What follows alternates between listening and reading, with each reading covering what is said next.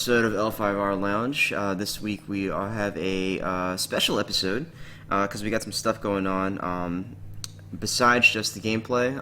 But we do have some gameplay first and foremost. That is the purpose of this here show, and it is super special because we have two super special people on the show today. So first up, we got Christian Naseth, the famous Swiss player who now lives in New York. Christian, how are you doing? I'm doing fine, Dan. Thanks. Thanks for having me on. Yeah, and for those who don't know, Christian is not actually from Switzerland. He is Swedish, but he is. That is correct. It has now become a running joke that no American understands the difference between Switzerland and Sweden. And Both neutral countries, about the same size. yeah, I think you will continue to see this happen throughout the course of American history. I would not expect anything different from the people of our country. Meanwhile, on the other side of the board, we have Enegon Konstantinos. How you doing, man? Hey, thanks for having me as well. Yeah, so Enegon hailing from Greece. He is one of their known crab players.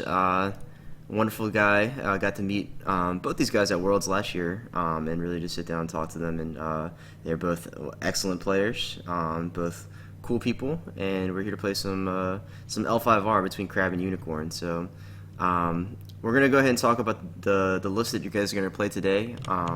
And the way we're gonna do this episode too is we're gonna play one game. And then we're going to do our little special announcement, and then we'll play the second game as is customary. So our first list here, we'll start with Enegon because your list is a little simpler. This is called the Vanilla Deck Refine. So talk to me about this deck. It looks hella vanilla right now. So what's going on? Yeah, so that's why it's called vanilla, because it's like a whole crab theme, going from crabbits to with kind of crabbits, but no those who serve. So I don't know.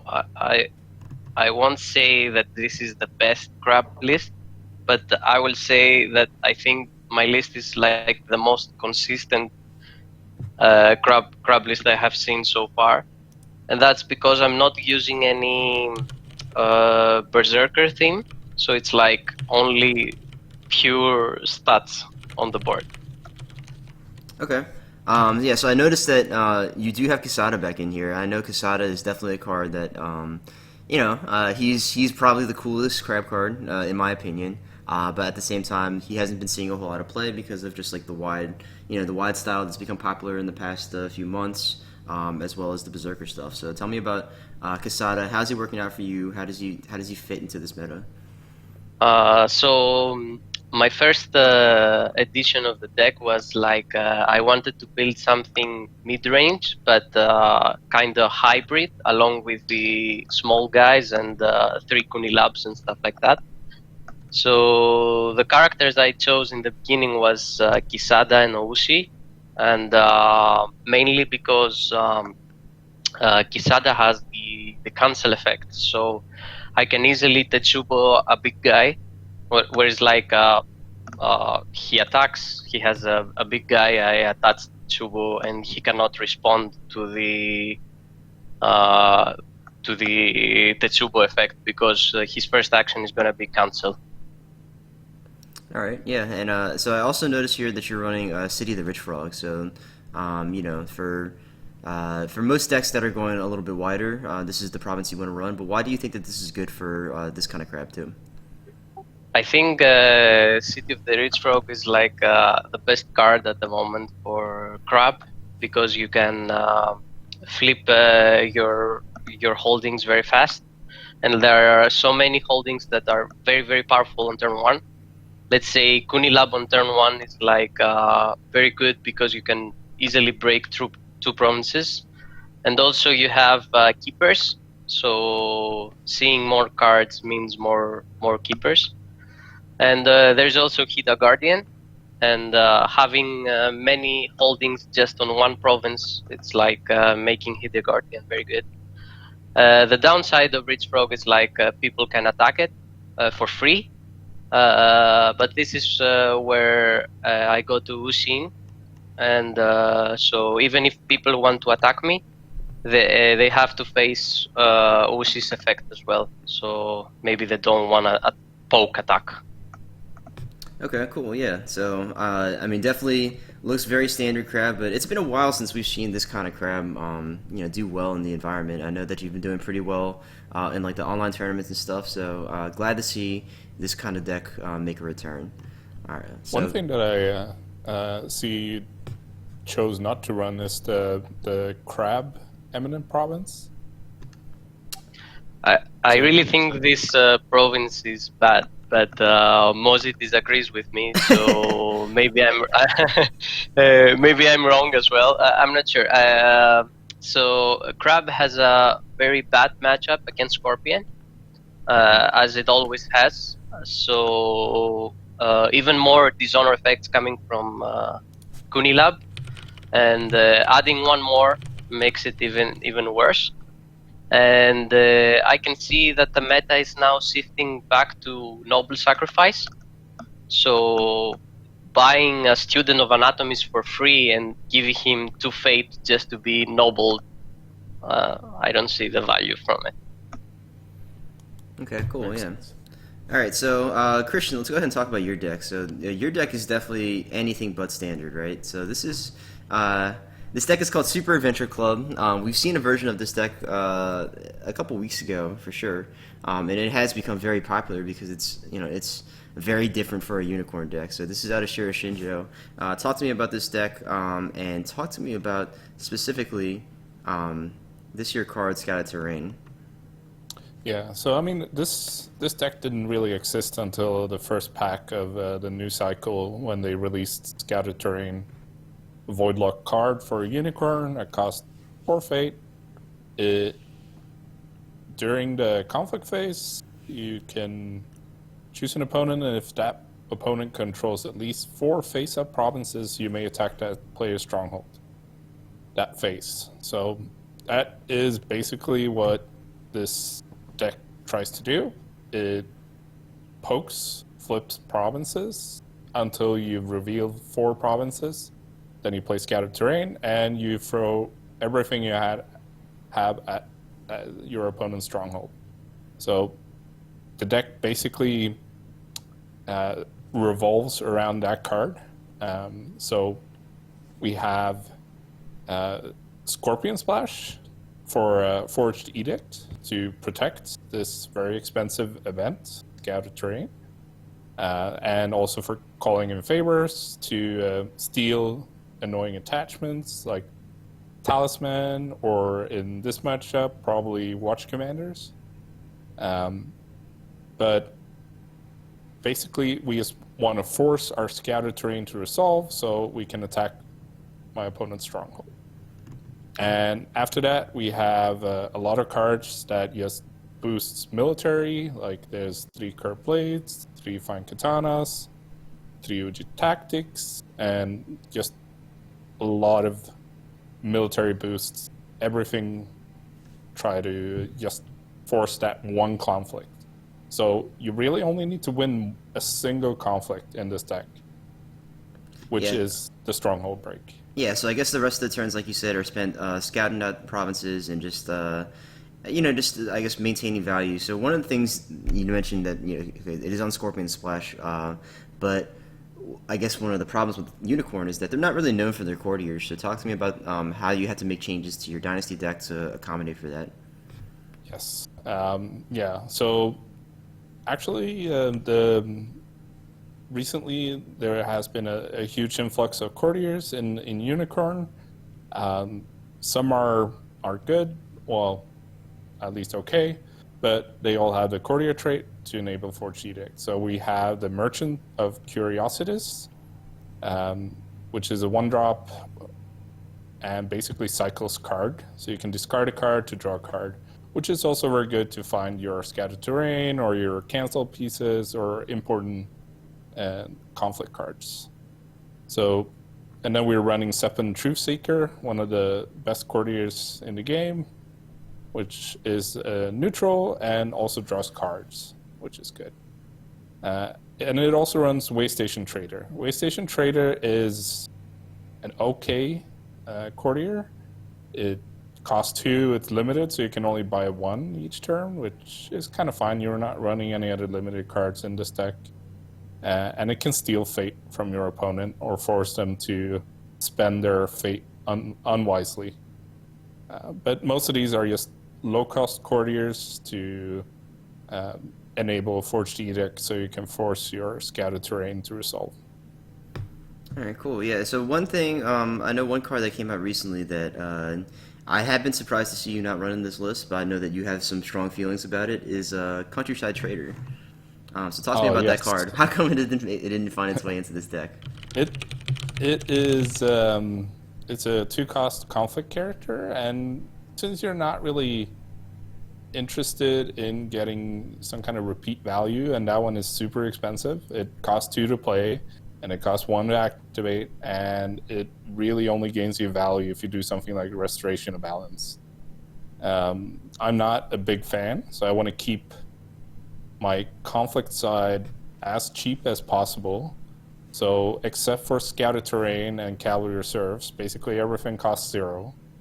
There's some few exceptions like Calling in Favors, that kind of stuff, but everything else just costs 0. And I don't really need more courtiers in the deck. So that's basically it. I think it's just way overcosted for what it actually provides you in any deck. What about the Temple of Dragons? Is this like because many guys will attack you on Earth, so it's like you get a free card? Yeah, that's one of the reasons. I mean, this deck doesn't tend to defend a whole lot, so the other option that is normally run in Seeker Void is Pilgrimage and Shameful, but since I hardly ever defend, Shameful, it's just a 3-strength province that would force me into bad playing patterns. So instead, I just run Temple of Dragons for value. Especially Earth is a good one, and I mean anything that gives me maybe an extra honor token or some extra honor to be able to bid 5 and that kind of stuff. So that's basically why. Cool, makes sense. And all right. Seekers for the Seeker Fate, of course.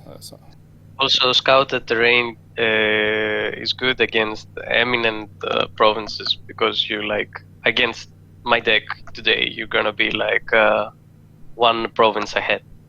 Yeah, that's right. So that is very nice that when they've already flipped 1 for you, then it makes it a whole lot easier. You only have to flip 3 provinces, and before you can attack Stronghold. All right, cool. Well, let's go ahead and get into some gameplay here.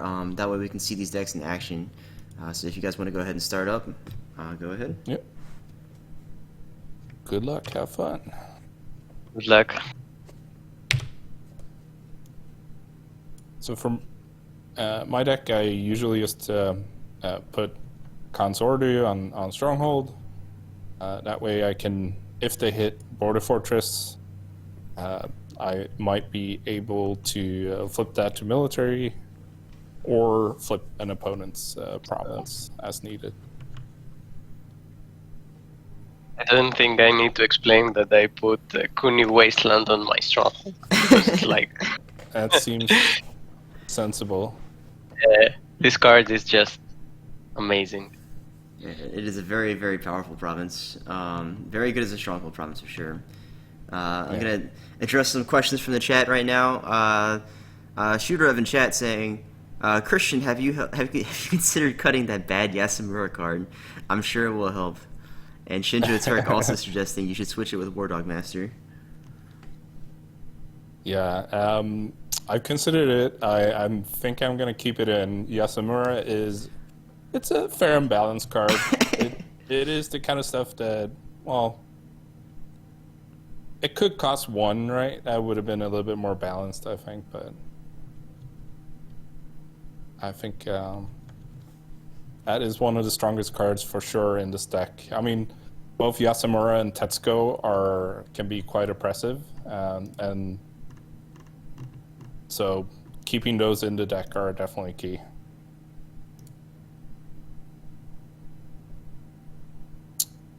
Let's see.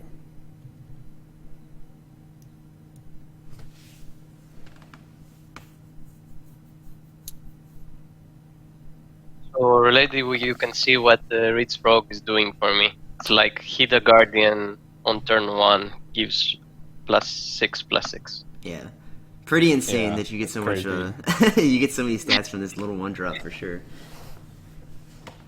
And I mean, as you start having more like Kuni labs and stuff like that out, you can get really insane.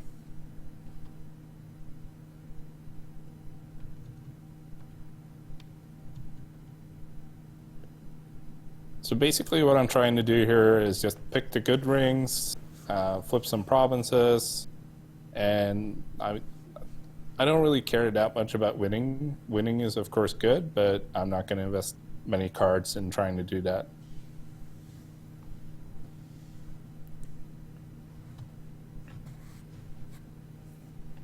Yeah, it really is all about that one all-in moment for sure. Yeah, for sure.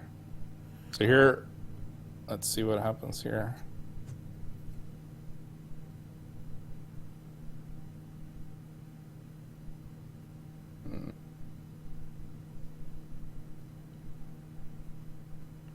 Fence, in case he has a conflict character that he drops in. Yeah. Just to prevent the keeper and the stand of the Hito Guardian. Yeah, the less conflicts that Heated Guardian can be in, the better. Especially if he hasn't used the effect yet, too. Yeah.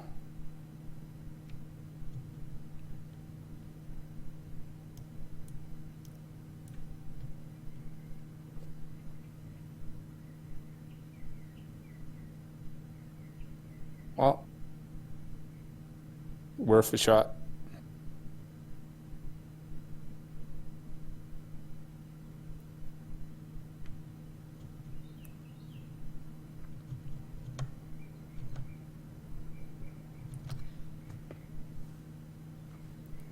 So Christian, as we're going through these conflicts real quick, why don't you talk to me a little bit about talk to me about your local meta scene. I know you are currently part of the New York meta, but you know how recently did you end up over there, and what's it like over there? What's your scene like?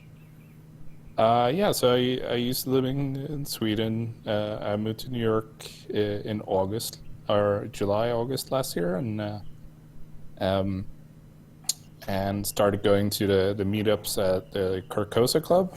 So other people, I think you have a Rosh on Yeah, Arash has been on here.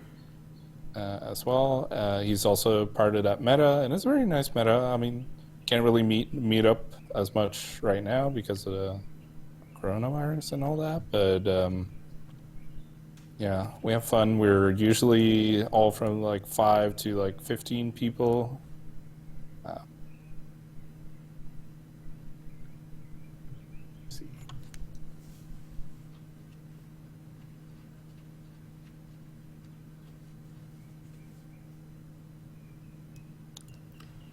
And yeah, okay, so so you moved there last year, so that makes sense because I actually had come over to the Carcosa Club in February of last year, and I didn't see you there, so that would that would explain why you were not there whenever I was there. Yeah, for sure. Will in the chat saying you have a very wonderful life story. There we go. He's Shooter's favorite card. I guess I'll. He's a really strong card. He is a very strong card. Yeah. It is ridiculously strong. I have For mine. two coster. Oh, okay. Oh, Yeah. you also have your That ridiculously is strong also card. a very strong card.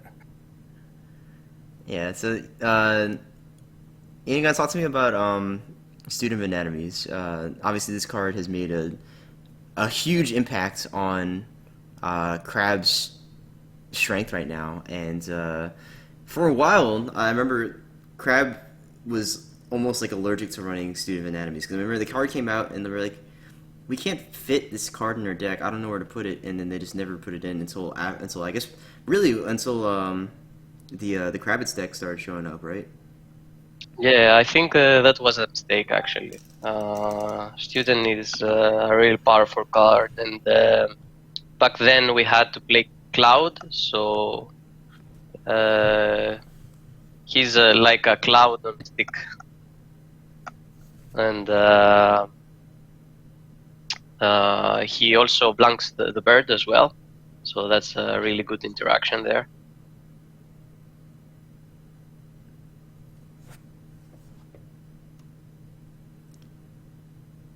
Alright, so we're getting a massive attack over at the Upholding Authority here.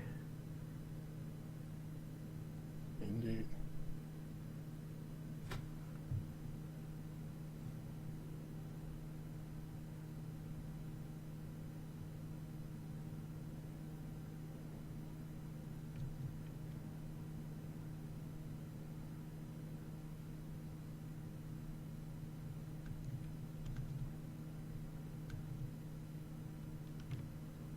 So let's see what we have.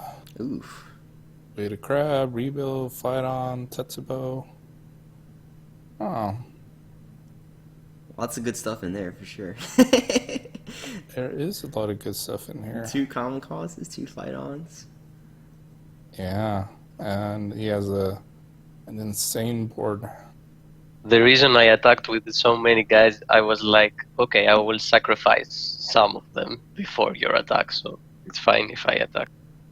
Yeah, and I mean hitting Upholding here is not horrible because you can draw like at least 3 new cards, something like that. Yeah, so Caillou Envoy obviously with that courtesy and sincerity. There's 2 of those, and plus the Funeral Pyre to sacrifice them. Funeral Pyre and Student of Anatomies both here. Interesting. So fight on, let go, rebuild. That rebuild is tempting. That's another Kuni Lab.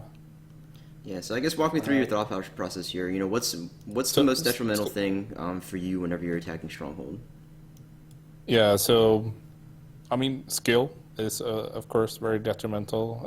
He has another favorable ground as well. If I have 3 send homes in the deck, so he could rebuild that one, or since he has so many small guys now, the biggest one would probably be the Kuni Lab, which would be a lot of skill, and even more with the Heater Guardian. Jade Tetsubo, I don't really care that much about.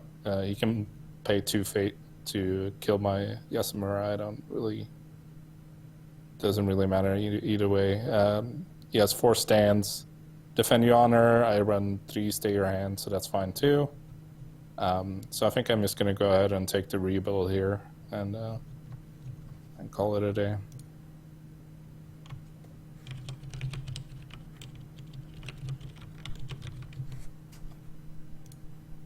Because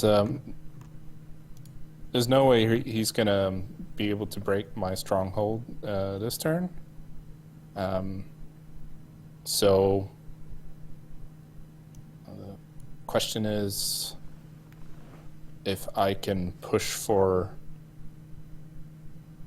Stronghold break this turn by first poking just politically to flip the last one, or if I have to wait as first player next turn. Okay.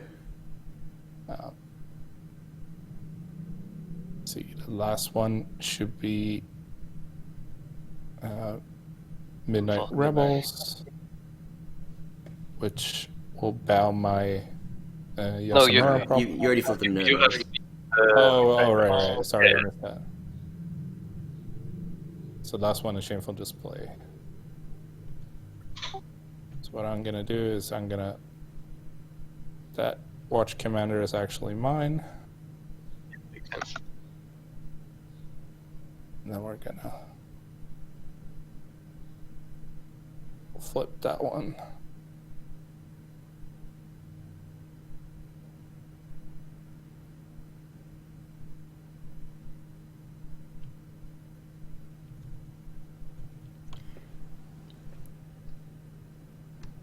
And shout out to everybody in the chat who's currently waiting for the card reveal that will be happening. So we're going to do it after this first game here. And if you guys want to go ahead and guess as to what kind of card it is going to be, I have already said that it is the Lion card. So you know that much already. It's a Lion card and it doesn't have Rally. But the rest of the card, if you want to go ahead and make some guesses in the chat, we'll see who's correct and we'll see what we do from there. But while we're talking about that, we have seen both a crab card and a unicorn card that were spoiled beforehand, I guess earlier this week. So Enegon, let me ask you about that crab card. So that's the one that says that after you win an unopposed conflict, you can blank a province essentially for the rest of the game. Yeah, that card is very good in the current meta that we have a lot of House of Light dragons, so you can blank their stronghold forever. And the same is for Retire to the Brotherhood, which is annoying for Crab. Okay. And we have that unopposed conflict easily due to Butcher. So I can see that card be played as a one-off, maybe.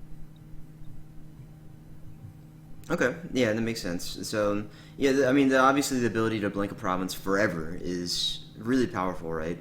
But my concern was always just, how often are you getting that unopposed conflict? But like you said, with cards like Butcher, and if you're running your splash with the Tattooed Wanderers, or if you just have those Pyramid Skirmishers in your deck, then you can just covert and just fire it off once, and then you're good to go. Yeah, exactly. And then Christian, I know the Unicorn card was maybe a little underwhelming, but it does have Rally on it. So talk to me about that card. Are you just going to run it because it has Rally, or does it actually have other use? Yeah, I mean, 100%. It's definitely going to see a lot of play just because it has Rally. And costing 1, you can occasionally buy it. You can use it to play around with a crab, like in this matchup, or just as a Shugenja if you're running Cloud of Mind as well. But it is a little bit underwhelming stats-wise and ability-wise.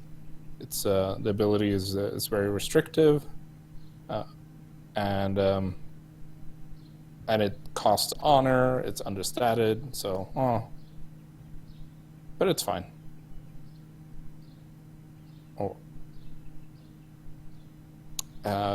Compared to the previous Rally character that Unicorn has, it's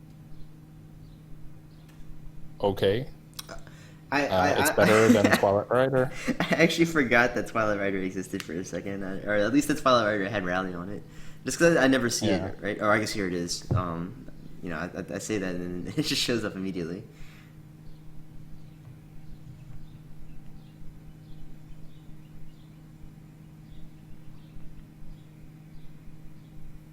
All right, so we see some guesses in the chat about the card that's going to be revealed.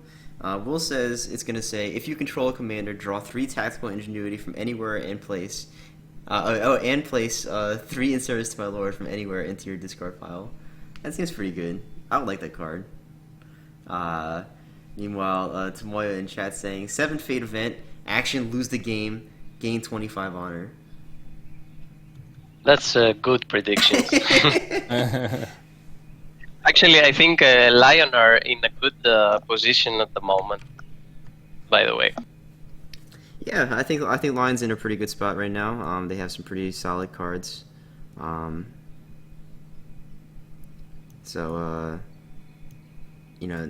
see obviously what the rest of the cards are this cycle, but other ones that we've seen so far, I mean, I like the new Sunuri, I like the Stronghold, and so things definitely seem pretty positive overall.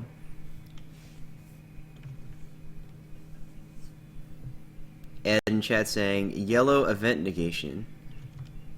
That would be pretty spicy. I was talking to Furtop the other day because he was very upset about about Lion, and he told me to name all the things, all the main gameplay mechanics that Lion didn't have access to, and he bet me that I couldn't name any, but that was the one for sure. So, event cancel, event negation, it just that's something that Lion doesn't have, and Lion has to splash around. But again, I don't think any clan should have every And tool. you have that guy that your opponent cannot cancel. Oh your right, events. yeah. So it's the persuasive. cancel. Persuasive All right, counselor. so now we're in action. Scouted terrain has been played. Yep.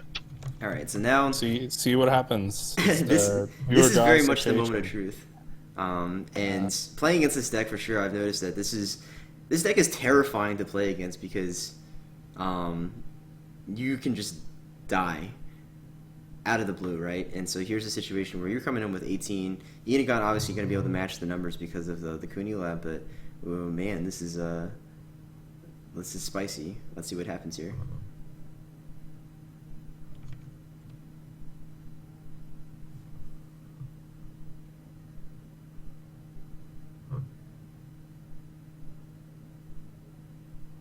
So we're tied up in the beginning.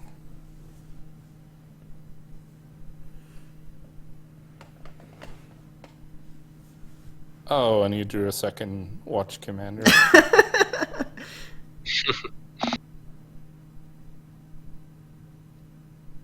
That will very likely be game.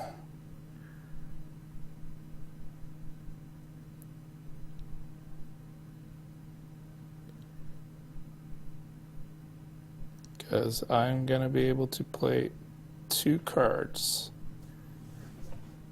Yeah, so with only 2 cards to be played, that obviously You don't puts a have big- another calling favors. Yeah, I did not draw one. this deck can only afford to really run 2. So let's actually go ahead and see your hand here, and let's imagine that the Watch Commander wasn't here. And I wanted to see. Let's play it out and Okay. see what happens. I think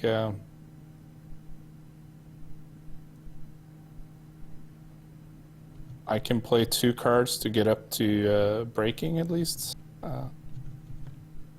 but a single card more will. Well, basically, just to cancel here would be fine. Yeah.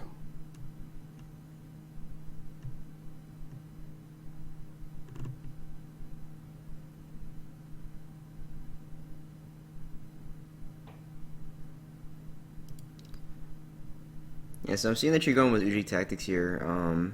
Presumably, I guess,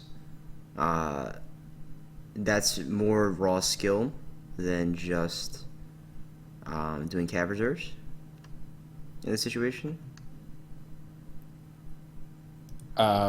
Yeah, so I didn't draw any Cavalier reserves either, so otherwise, actually, it might have been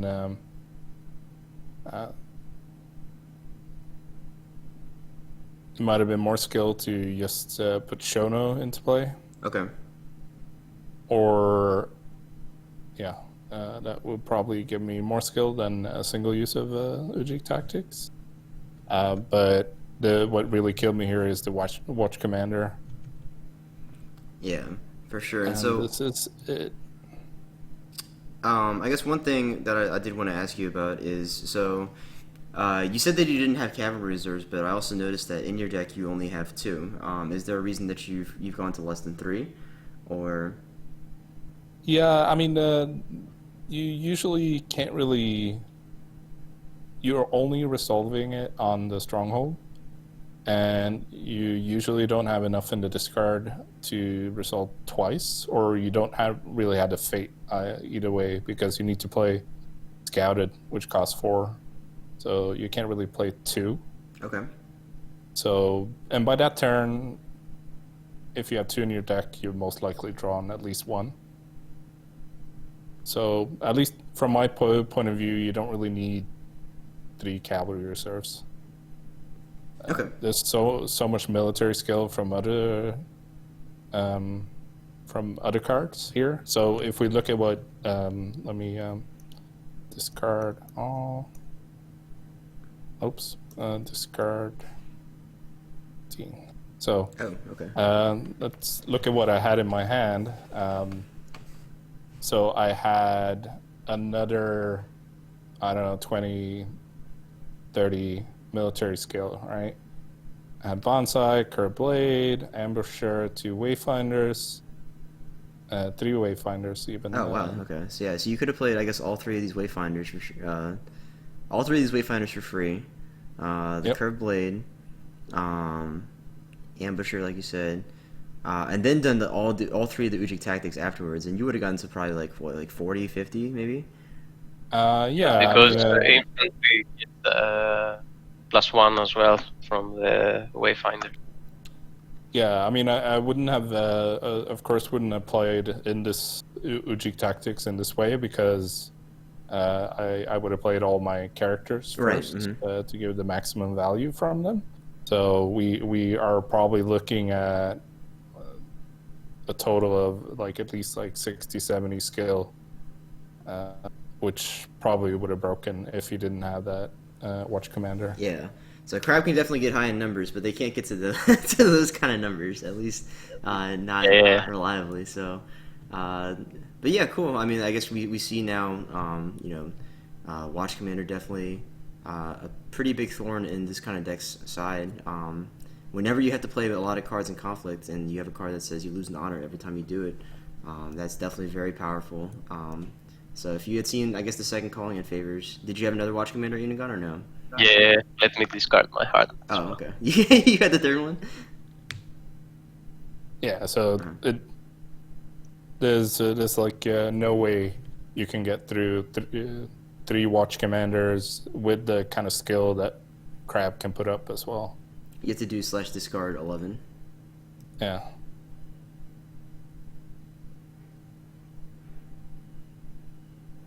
Okay. Yeah, so... Yeah, so I mean, if you didn't draw the Watch Commanders here, it would have been very difficult to prevent this break, I think. Right, But, yeah, because it looks like Break. the only other pump you really have is just his Bonsai, so... Yeah, just Bonsai. Yeah, so Watch Commander saving your life. So, close game here, and definitely if the draws had gone differently, then you can definitely see how you can just suddenly get blown up by this this Unicorn deck. Also, something to mention here, so because you asked me about Kisada, if I had Kisada now in play, I could defend your honor against even infantry with all these guys on. Right. Mm-hmm. Whereas I all had to guys, stay your hand, right? So yeah, okay. So that's kind of the point that I couldn't play any of the stay your hands because that You would have just Watch died. Commander kills me. But Quesada is definitely a very solid card, even against this deck. I need to throw away some stuff first to actually be able to resolve my events and everything. And then also he's a champion, so Kudin Koma cannot bow. Oh yeah, that's Yeah, true. for And one thing also about that's very Quesada nice. too is that because Kuni Wasteland doesn't let you use triggered abilities on your characters, you have to burn an event if you want to get through Quesada first. Yep. Or I guess like a holding or something like that. But So it's like a big guy with stats plus combat-related ability.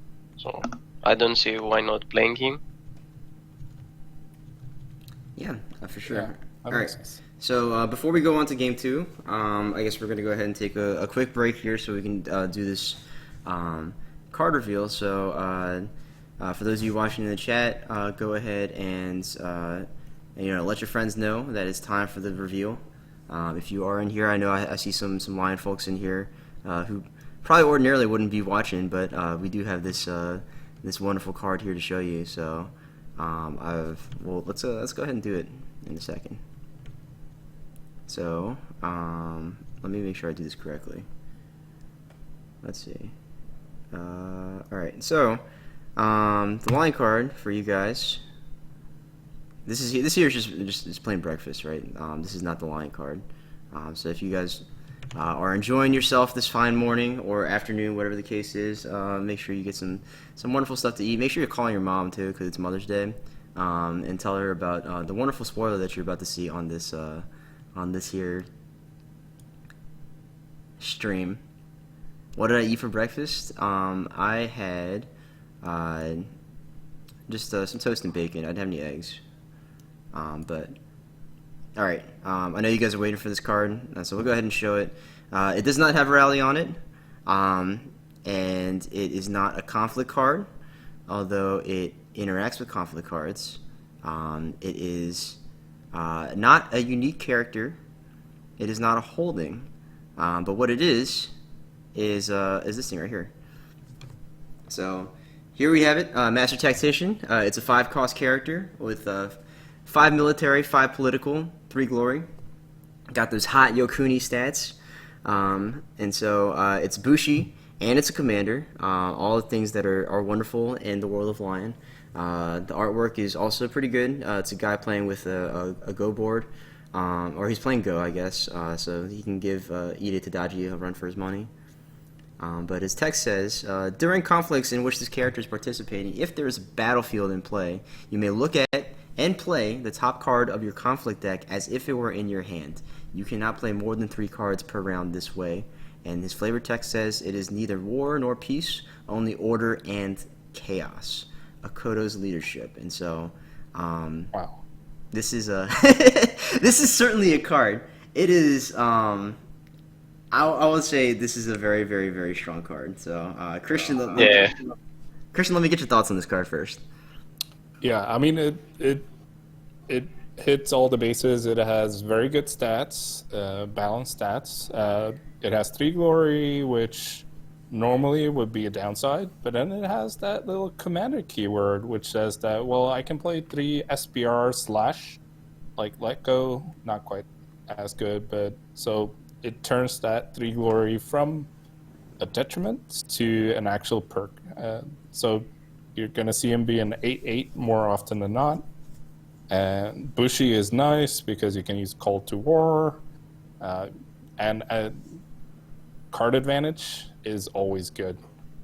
It does require you to put a battlefield, for there to be a battlefield in play. And he does have to be participating, so he's obviously not a Scorpion card. But it's a very strong ability, and Battlefield you might be running anyway because of cards like Chronicler Conquests, which lets you gain honor, the weenie, the 1-drop. And this will just slot it very well into at least the honor deck, but also any kind of mid-range or aggro deck, I think, as well. Spirit Call it this, get 3 cards. If the top card is not what you want, you trigger Tactical Ingenuity, which you can also put on him, to reshuffle your deck and get another top card. So all around, like, A++ card. Yeah, Enegon, what are your thoughts on it real quick?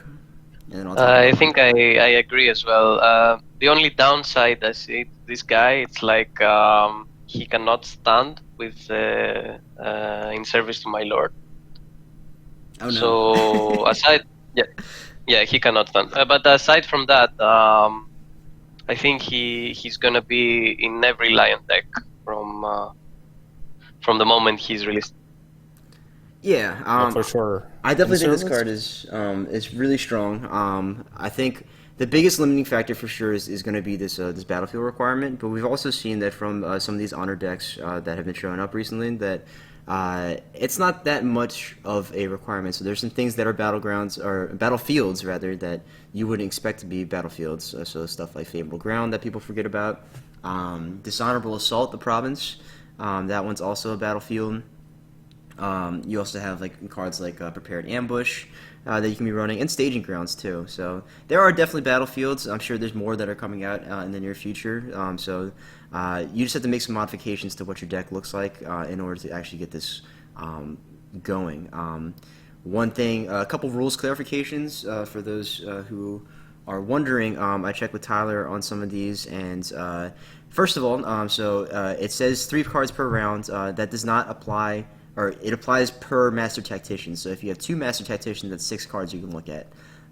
If a Master Tactician leaves play at any point in time and then comes back into play, then since it's a new character, that means that the limit has been reset. So you can look at another 3 cards that way. If you like sacrifice this to, say, like Zentaro, and disguise over him, then if you Spirit Caller back or echoes it back later in the turn, then you can do Master Tactician again. So the dream is, I guess, having Master Tactician attack with 3 Tactical Ingenuities on, then use Zentaro over, and use Tactical Ingenuity 3 more times, and then you Spirit Call the Master Tactician you killed, and then do 3 more cards, and so you just get a ton of cards that way.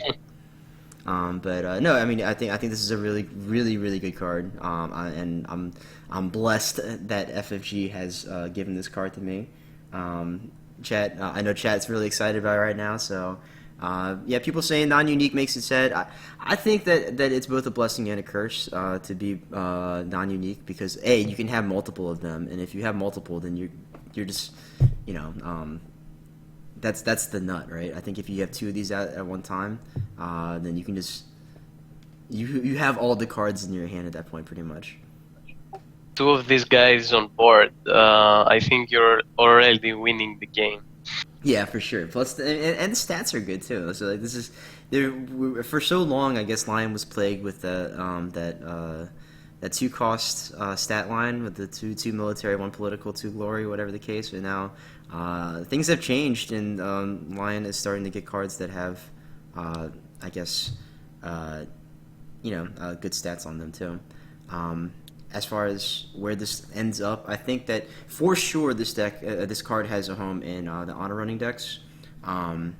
Anything in honor that lets you see more cards is great, and you're already running the battlefield package for Chronicler or Conquest anyway.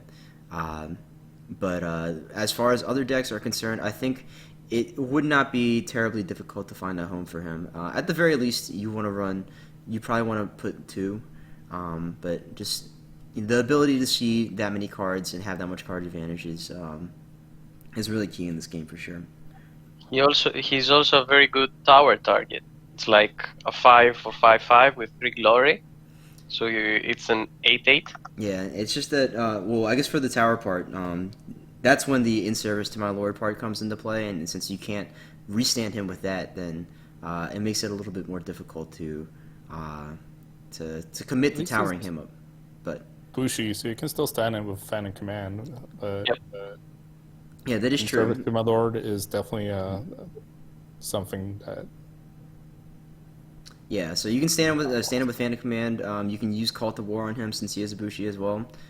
So I mean, it's definitely far from the worst thing you can start putting attachments on. But the stat line is great. The ability is great, and the card is great. All true. Yeah. So, yeah, for those of you who are tuning in, you are in for a treat for sure. This card, I will post the card up on the main Discord and Facebook, as well as this VOD afterwards. So if you guys want to hear our discussion about it, you can go ahead and check out this portion of the video. I'll make a separate video for this, and then you'll see the card online somewhere. I think someone already clipped it for me. So. Also, a base 5 military is always good when you play 3 Way of the Lions. Yes, 5 military stat. Obviously, I know there was a period of time where Lion players were afraid that FFG was just never going to print anything above 3 military ever again. But we've seen that that's not the case. We've seen we've seen 6s, we've seen 3s, we've seen 4s, 5s, whatever the case is. So definitely not afraid to design around Way of the Lion. But yeah, a great card overall, and thank you again to FFG and for sending these out to the community so we can take a look at them. Yeah, 100%. I really like these community spoilers that they've been reintroduced for this pack, essentially. Yeah. I hope they continue doing that. Yeah, hopefully we get some for Pack 4. Hopefully I get one for Pack 4, and if I do, then we'll come and talk about it on here as well. Yeah, so let's go ahead and do our next game here. So if you guys want to go ahead and create the next game, I'll leave the spoiler up in the stream while you guys are doing that real quick. Chat still kind of raving about this year Master Tactician. Shane saying, not sure he's going to be in every deck, but he's a good target for cheating. Yeah, so I think... For sure. I mean, Spirit Caller, Echoes, all of that, or even your Spectra Visitation, the new province, or Appealing. It'll be great to get an extra. Do you think he's gonna create something new for Lion? I don't know if it's going to be new necessarily, but it might be different. I think, I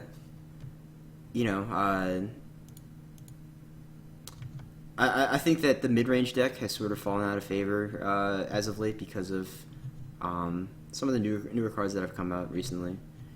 And the new archetypes like Honor and Tower have sort of pushed mid-range out of the meta for Lion.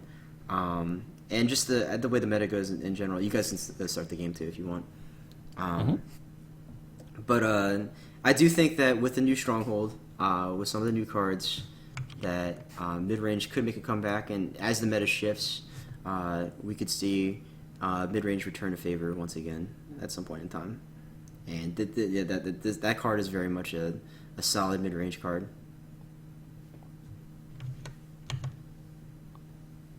All right.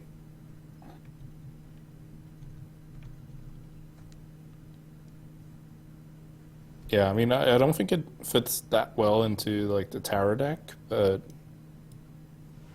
it might if we see something happen to the Tower deck in the future as well. It might end up being a staple of a more mid-range with like Spirit Caller for cheating once in a while, but you might just hard buy him as well. Yeah, that's sort of the thing with the Tower deck, right? Is that it actually doesn't have Spirit Caller in it. So you lose one of the main sources of getting value out of that card. So you don't have Spirit Callers, you don't have Echoes. Both are things which are currently in Honor, so that's again why I said that I think that the Honor Shell is where it fits in very naturally currently. But we'll definitely have to see. It's a card that is powerful enough to justify maybe considering a change in your deck. For sure. And I don't want to make the student of anatomy's mistake, where I just leave this crazy card unplayed for my faction.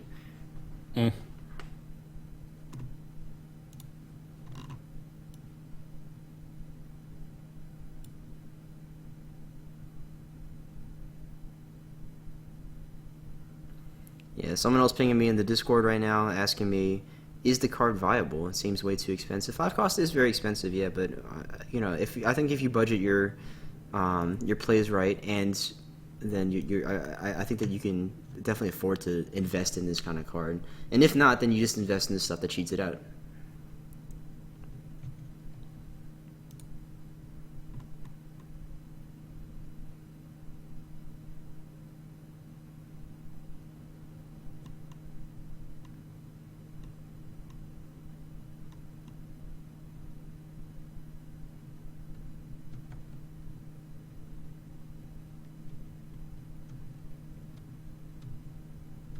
Yeah, and so a couple other notes about Master Tactician. So unlike cards like Pillow Book and Masterpiece Painter, it is look at, right? It doesn't say reveal the top card of your conflict deck. So you work with that knowledge yourself. You don't have to show your opponent what you're drawing next and what you're playing with. So yeah, that's a very good point, man. That's a key distinction that I think might go overlooked in this process. So before you go comparing to Pillow Book, don't forget that Pillow Book is bad.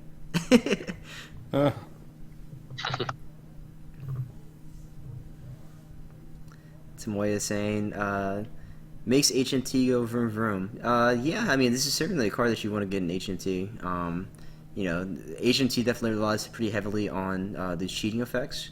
So if you cheat this into play, and then get three more cards, since you blow through so many cards, that this card is definitely something worth considering. All right. Meanwhile, in this game here, we have two Forkies out, and I don't know. I actually really like Forky. I know it's not as good as some other cards that are kind of similar to it. But how do you feel about it? It's not bad per se. It just doesn't really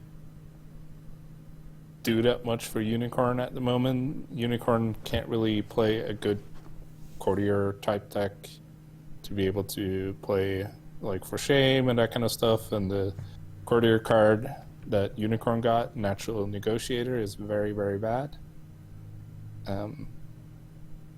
So it's okay. It's not amazing, but it can definitely do something, right? All right. So a little bit. And Oh, one sorry, go fate for a 1/1/1 is okay, best, right? If it was a Scorpion card, it would be amazing. Yes, this card would actually be Because- busted in Scorpion. Yeah. Well, But thankfully they have, like two other cards that already do this effect, so. What I like from this cycle is I see many clans are getting some powerful cards instead of just one clan getting something very good and all the others getting nothing. Yeah. The design definitely taking some pretty bold steps in this cycle in general. The power level has been very high. And I like that. I talked about this on the J Throne this week, and that I like when designers take risks, even though it doesn't always work. And I might, it might end up to something that is just, terrible for the meta in general. But you have to take those risks to keep the game interesting. I think if you're too conservative with design, then you make a very boring game. And I think the best way to push interesting play is to give everybody crazy tools and put everybody up a level instead of taking people down a level. That's the best way to approach things going forward. So, Christian, one thing I wanted to ask you about here. So, you actually managed to flip over every province on turn 1. So, is there ever a situation where you're actually able to afford breaking on turn 2? Or does this deck always sort of have to be a turn 3 kind of thing?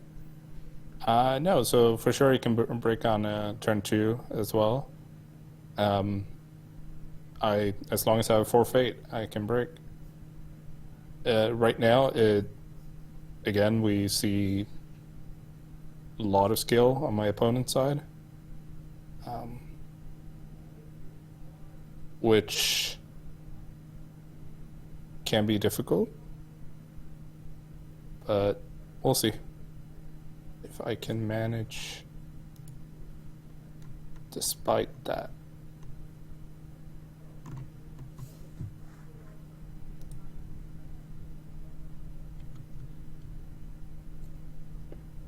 Normally it breaks on either turn 2 or maybe turn 3.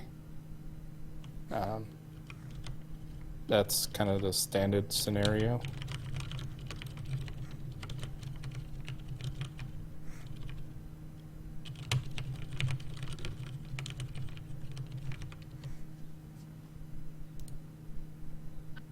Is there a situation where you go like you don't care about pulling off the combo?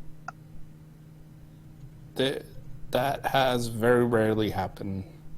Okay. It's almost always because I don't try to push for breaks already, like when I'm attacking and flipping provinces. So there we go, scatter terrain. All right, it's time. It is. All right. Eric in the chat, American Eric in the chat saying, Christian killed me on turn 2 in the first LLO with this. So sorry, I forgot about that. A ridiculous high roll of me. Basically everything went right. I managed to snag favor, so to shut off his any cancels he had, and Yeah, that was insane.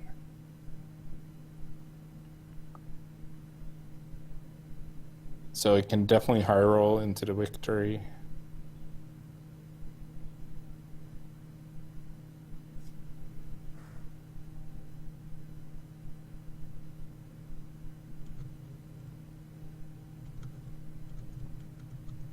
So let's see what we got. See all those pesky watch commanders again.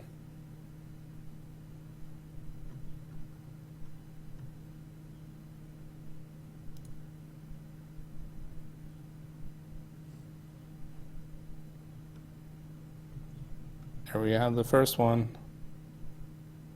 So in this situation, I know the only cancels he plays are cavalry, or sorry, Defend your honor.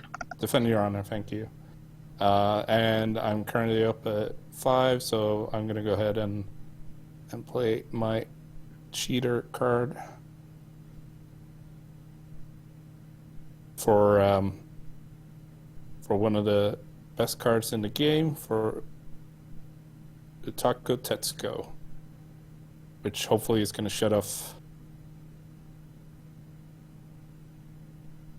All right, so most of the stuff that he's going to be able to do to combat this. now you have him on a 3-card limit. Indeed, which is going to be very good for me. So right now I'm breaking, but I can still play 7 cards before dying. So I'm gonna do this, push him out.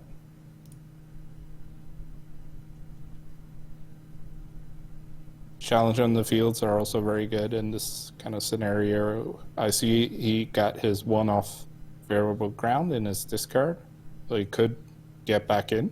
Okay. It is what he's doing. But now at least I got some respite to play more cards before that happens. Even though I have 0 fate, I can still play all but 2 of my cards in my hand. Yeah. So one thing to note. I think this is over, by the way, but you can. Yeah. So one thing to note also, just for interaction things. So the Heated Guardian here was able to, or got pushed out of the conflict, and so because it left the conflict, or because the send home resolved, then that also meant that the Watch Commander didn't trigger, right? So Christian didn't have to lose an honor for that. That was a change that was made sometime last year before, maybe. I don't remember exactly when, but it did happen. I think it was last year. Yeah.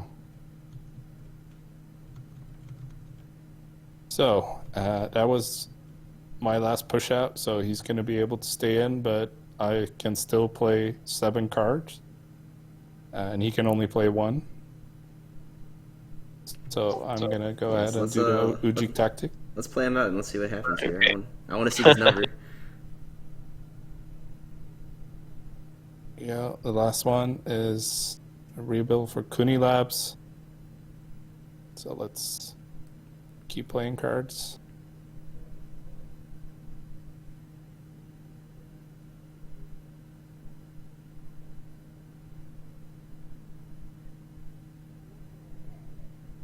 Yeah, so this is an example of what can happen, right? Yeah, I guess it's his turn too. All of a sudden, from like nothing, I started with Emoto Youth, PlayStation Trader, Yasumura that was blanked, and the Merchant of Curiosities, and went from like less than 10 skill to what I'm gonna end up is over like 40 or 50 right now. Yeah, I think you attack with 7. Let's scroll up real quick and see. You initiated the conflict with 9 skill. Okay. Yeah, it was the Moto Youth that had a blade on it to be able to play around Defend Your Honor from my cavalry reserves. Oops, I think Enegon just disconnected as well.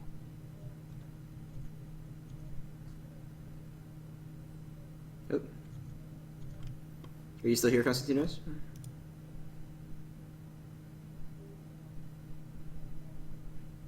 Looks like his oh, he's typing right now. He's reconnecting right now. Oh, okay, yeah. Yeah, he got disconnected from Jigoku, I saw.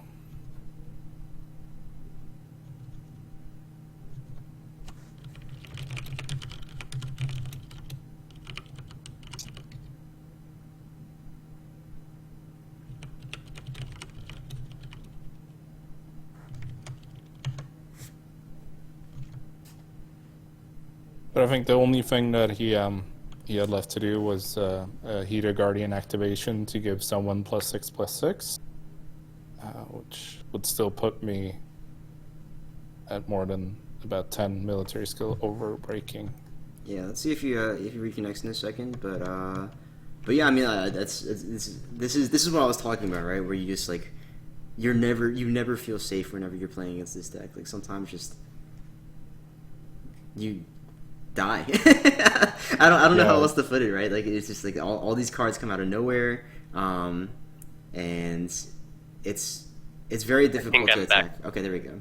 Yeah, so it's very difficult to defend just like this all in attack like this. So, yeah, a lot of the cards that have been released for Unicorn lately kind of synergize well with winning a single conflict. You can spend, like I did here, many of them when Shinoma Wayfinders. When I have a lot of characters in the conflict, they cost 0, so that's just 3 free military skill. Also synergizes then with Challenge on the Fields. But the problem with this is that it's kind of fragile in the sense that if you play a normal, more standard game, cards like Shinoma Wayfinders might not get down to a cost that is reasonable for a 3/1/1, which would be somewhere close to like maybe 1 or maybe 2 fate for a card from hand. For 1 fate, you would still need like 3 other characters in the conflict, which makes it a little bit expensive.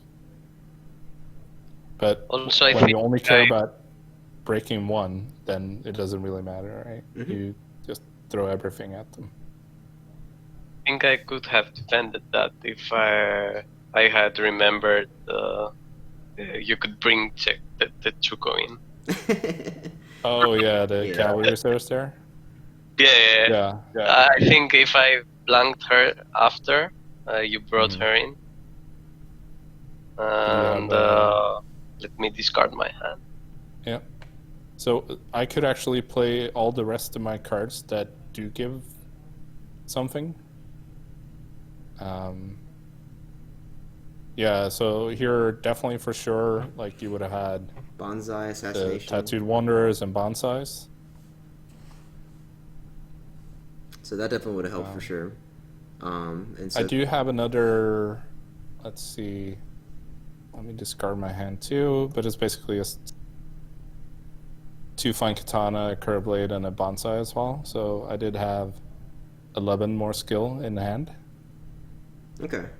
Yeah, so it would have matched up pretty well. And I think you probably still would have eked it out at the end, but I guess the other Watch Commander, not being able to play the other Watch Commander definitely really hurt. So. Yeah, for sure. I might not have been able to play all those cards if I'd had to contend with 2 Watch Commanders. I did have the Calling in Favors, both of them, but I didn't have enough fate. Right. Yeah, and I was gonna say you couldn't trigger the Way Station Trader either because of Kuni Wasteland. So. That is true. I basically just bought that one to have another body, and also in case I drew any Forged Edicts to be able to edict twice.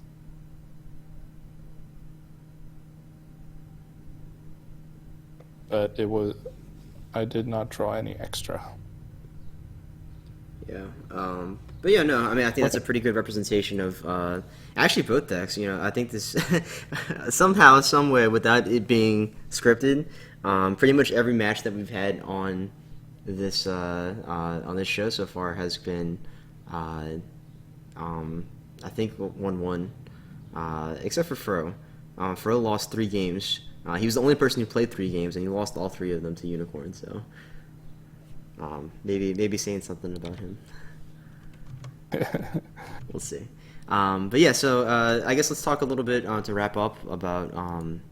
I think Enegon's still having connection problems right now, so we'll talk about your deck, Christian. What do you think this deck needs to be more consistent? What what would you change going forward? Are there any cards in the future that you're looking forward to adding into this? So, I mean, what you really need to see is scatter terrain and flip provinces. And to do that, you need more draw.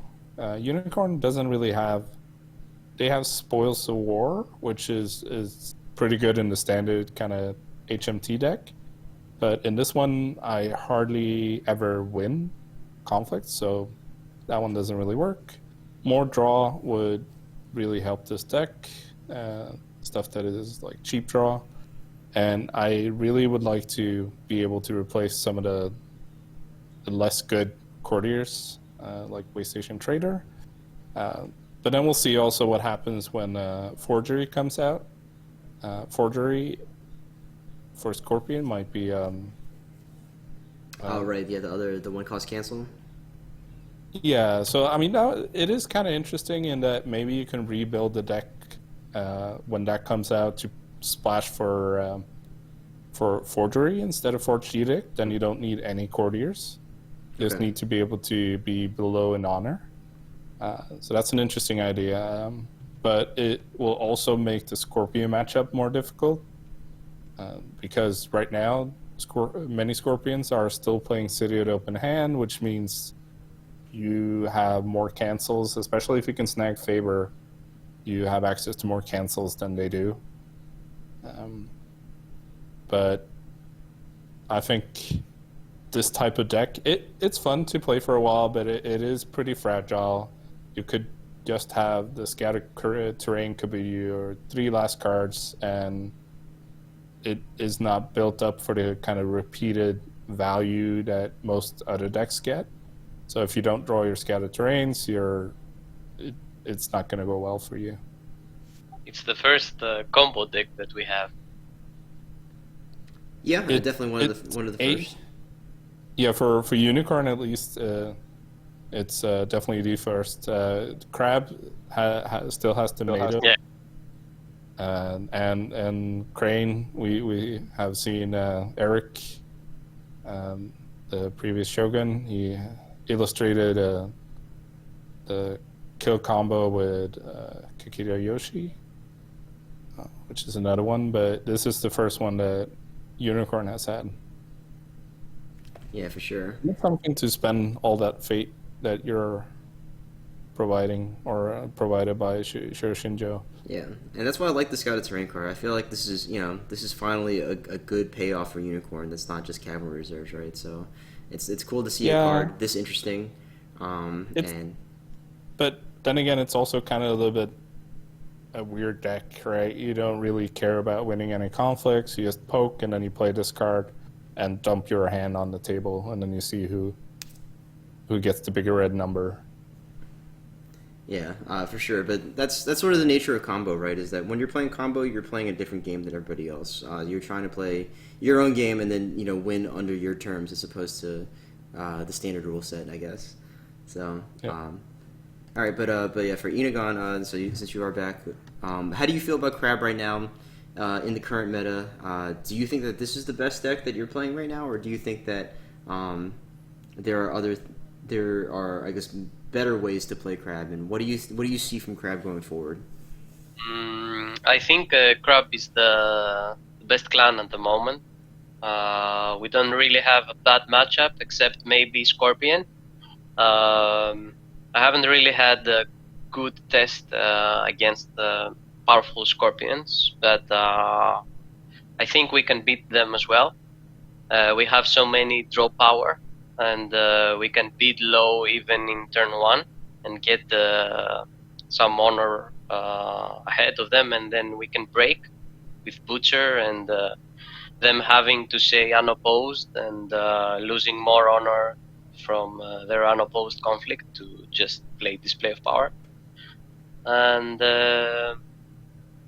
I think I'm not sure. I won't say I'm 100% sure that my deck is the best, but I think it's much more consistent than Berserker thing, and I would probably play it in any big tournament in the days to come.